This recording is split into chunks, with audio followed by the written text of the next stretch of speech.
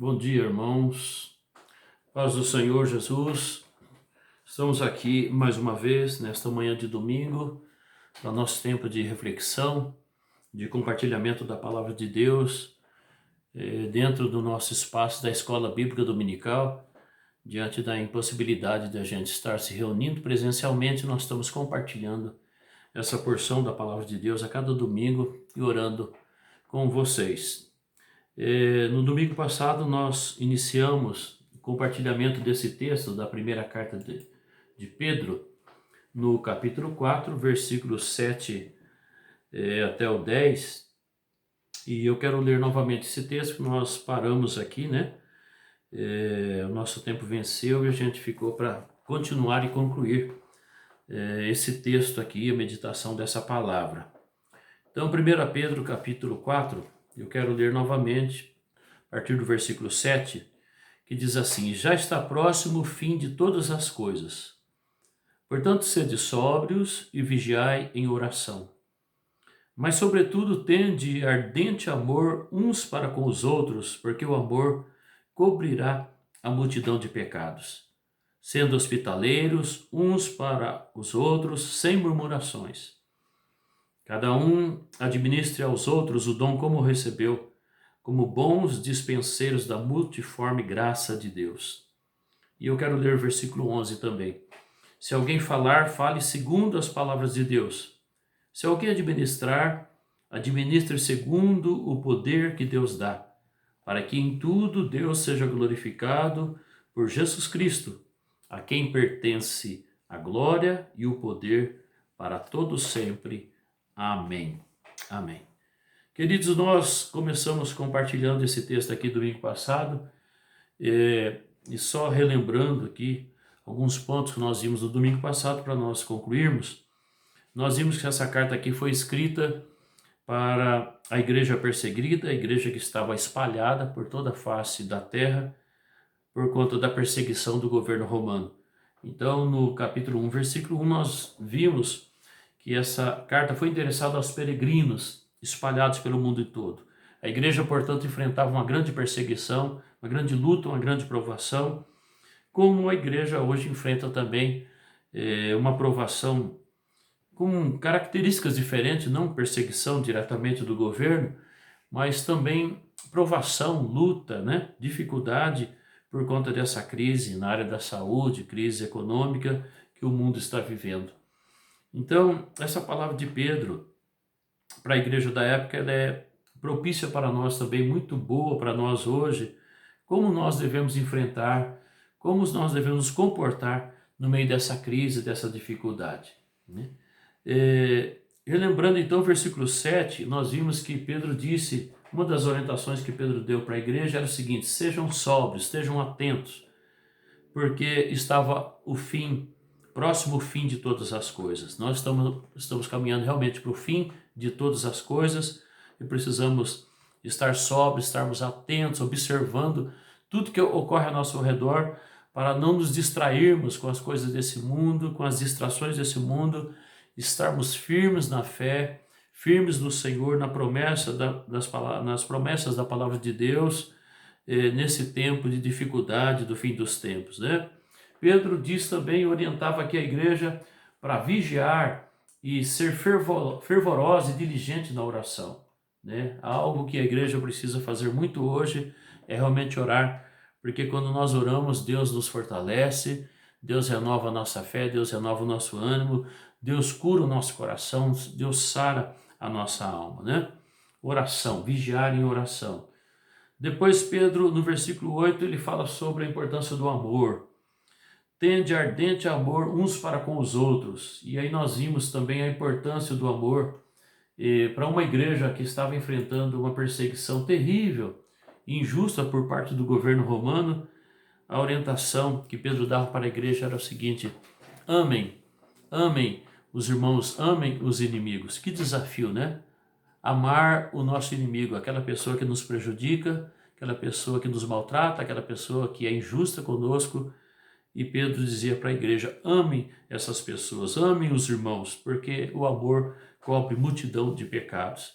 Depois ele deu uma outra orientação que nós vimos também no domingo passado, só relembrando, sobre a hospitalidade. Sejam hospitaleiros uns para os outros. E conforme eu disse no início, para uma igreja que vivia na rua, porque os seus bens eram expoliados pelo governo, o governo retirava, saqueava os bens dos cristãos e deixava os cristãos na rua, sem casa, sem terras, longe da família. Então a hospitalidade naquele tempo era uma prática muito útil, muito abençoadora, porque as pessoas estavam realmente na rua, sem ter onde comer, sem ter onde dormir, longe da família. Então essa orientação sobre a hospitalidade tinha um valor muito grande na época, e hoje talvez a gente não viva esse contexto de estarmos desapropriados, vivendo na rua, mas a necessidade de apoio espiritual, a necessidade de apoio emocional. Nesse tempo de pandemia, há pessoas que estão enfrentando morte na família, há pessoas que estão vivendo luto, há pessoas que já perderam o emprego, há pessoas que tiveram diminuição na sua renda familiar, sua renda financeira.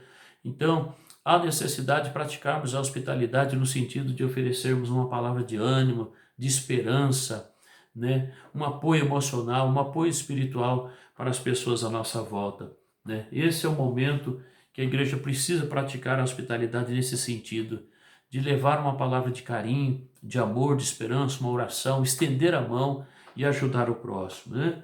Então nós, domingo passado, paramos nesse ponto aqui, a prática da hospitalidade. Então, prosseguindo onde nós paramos, no versículo 10 agora, Pedro dá a seguinte orientação para a igreja que nós podemos aplicar para nós hoje. Cada um administra aos outros o dom como recebeu. Em outras palavras, Pedro estava dizendo para a igreja: sirva os outros, sirva, administra aos outros o dom como recebeu, como bons despenseiros da multiforme graça de Deus. Essa palavra multiforme, ela significa as multifacetas, muitas maneiras que Deus age, que Deus trabalha, a infinidade de dons que Deus concede, a variedade de dons e talentos que Deus concede à igreja, para que nós possamos servir ao Senhor de diversas formas, de diversas maneiras, em diversos contextos diferentes. Cada um de nós que somos parte da igreja, nós temos um dom recebido do Senhor. Nós temos talentos recebidos do Senhor, nós temos recursos recebidos do Senhor, nós temos posses recebidas do Senhor, nós temos tempo que Deus nos dá. E a orientação de Pedro aqui é que a gente sirva aos outros com aquilo que nós recebemos de Deus, com os dons, os talentos. Nesse tempo de pandemia, de crise, a igreja está para servir. A igreja precisa abrir o coração, estender as mãos, abrir as portas para servir a sociedade, porque as pessoas estão sofrendo, as pessoas estão angustiadas, as pessoas estão desesperadas, as pessoas estão sem expectativa, estão sem direção, sem saber para onde correr. Há uma decepção generalizada com o governo, com as instituições. Então é o momento da igreja administrar, servir os outros com o dom que recebeu. E nós somos dispenseiros da graça de Deus. O que significa isso? Nós temos acesso à dispensa de Deus. O dispenseiro é o responsável pela dispensa, é o que tem a chave da dispensa. Nós, como cristãos, nós temos acesso à dispensa de Deus. Nós recebemos de Deus para compartilharmos com os outros. Nós somos instrumentos de Deus, nós temos acesso à presença de Deus e recebemos graça de Deus para compartilharmos com os outros. É isso que Pedro está dizendo. E as muitas maneiras que Deus tem de agir, de operar, de trabalhar na vida das pessoas. Então seja participante dessa obra extraordinária, a obra de Deus. Seja um instrumento da mão de Deus, seja um vaso da mão de Deus, seja um instrumento de milagres nas mãos de Deus. Deixe que Deus use você de uma forma sobrenatural, milagrosa. Deixe que Deus faça de você um agente de milagres na vida das pessoas à sua volta, na vida dos seus vizinhos, dos seus conhecidos, na vida dos seus colegas de trabalho, seus amigos, na sua rede de relacionamento, de contatos. Permita que Deus use você como um agente, um instrumento de milagres. É isso que Pedro está dizendo aqui, quando ele fala: administra aos outros o dom como recebeu, como bons dispenseiros da multiforme graça de Deus. Louvado seja o nome do Senhor. Indo para o versículo 11, Pedro prossegue dizendo: se alguém falar, fale segundo as palavras de Deus. Quer dizer, fale palavras que edificam. Irmãos, que da nossa boca só saiam palavras que edifiquem, que da nossa boca só saiam palavras que abençoem. Nós não podemos usar a nossa boca, que a gente louva a Deus, que a gente serve a Deus, para expressar palavras negativas, palavras pessimistas, palavras de maldição, palavras que ofendem, palavras que machucam, palavras que prejudiquem. A própria Bíblia diz que de uma mesma fonte não pode sair água salgada e água doce da mesma fonte. A nossa boca, se nós bendizemos a Deus, se nós usamos os nossos lábios para louvar o Senhor, para falar com Deus em oração, para pronunciarmos a palavra de Deus, nós não podemos permitir que dessa mesma boca que a gente usa para louvar a Deus, saiam palavras que prejudiquem as pessoas, que maltratem as pessoas, que ofendem as pessoas, que machuquem as pessoas, que destruam as pessoas. Na carta aos Romanos, Paulo disse assim que a garganta do ímpio é um sepulcro aberto, que a boca do ímpio solta veneno de cobra venenosa, sopra veneno como de áspide. Então, a boca do ímpio é uma boca que solta veneno, a garganta dele é um sepulcro. Por quê? Porque as pessoas matam com as palavras. Então, olha o que Pedro está dizendo, dizia para a igreja naquela época, que sofria aquela perseguição, e está dizendo para nós hoje: se alguém falar, fale segundo as palavras de Deus, né? Fale palavras que edifiquem. Ainda no versículo 11, ele diz: se alguém administrar, administre segundo o poder que Deus dá. Ou seja, lidere com amor. Se alguém lidera, se Deus colocou você numa posição de liderança, seja na sua casa, seja no seu trabalho, seja na escola, seja na igreja, seja na comunidade no bairro, se você tem uma posição de liderança, se Deus colocou nas suas mãos pessoas para você liderar, para você conduzir, né? Faça isso com amor, com respeito, faça isso com zelo, né? Para o quê? Para o quê? Olha o final do versículo 11, o que Pedro diz: para que em tudo Deus seja glorificado por Jesus Cristo, a quem pertence a glória e o poder para todos sempre. Quer dizer, tudo que nós fizermos seja para a glória do Senhor Jesus. Tudo que nós falarmos seja para a glória do Senhor Jesus. As nossas palavras glorificam o Senhor, o nosso estilo de vida, o nosso comportamento, a nossa postura, né? Tudo que nós fizermos seja para a glória do Senhor Jesus Cristo. Amém. Louvado seja o nome do Senhor. Queridos, essa palavra ela é propícia para o nosso tempo, porque nós estamos vivendo o fim de todas as coisas, nós vivemos lutas e provações, como essa igreja aqui estava vivendo na época que o apóstolo Pedro escreveu essa igreja, e o apóstolo Pedro estava dando aqui orientações para o comportamento da igreja, como os cristãos deviam se comportar naquele tempo de crise, de dificuldade, de provação. Então essa palavra ela é atual para nós, a igreja do Senhor Jesus, nesse tempo de pandemia, de crise no mundo inteiro. Como nós devemos nos comportar? Como devemos agir como igreja? Como devemos proceder como igreja? Então todas essas características e essa orientação que Pedro deu para a igreja aqui nessa época, ela é aplicável para a nossa vida hoje. Vamos observar isso, vamos guardar isso no nosso coração, vamos praticar isso, vamos viver isso que Pedro está dizendo aqui nesta carta, na sua primeira carta, capítulo 4, versículos 7 até o 11. E que Deus possa nos abençoar. Ele, se a gente prosseguisse aqui, né, poderíamos prosseguir, no versículo 12 ele vai falar: irmãos, não estranheis a ardente prova que vem sobre vós, como se coisa estranha vos acontecesse. Veja que ele está escrevendo para uma igreja que estava passando por uma luta terrível, uma perseguição terrível. Ele está trazendo palavras de consolo, de conforto, de orientação, de exortação para essa igreja. Então vamos receber essa palavra para nós nesta manhã de domingo, vamos praticar essa palavra. Que Deus nos abençoe, Deus nos ajude nesse tempo.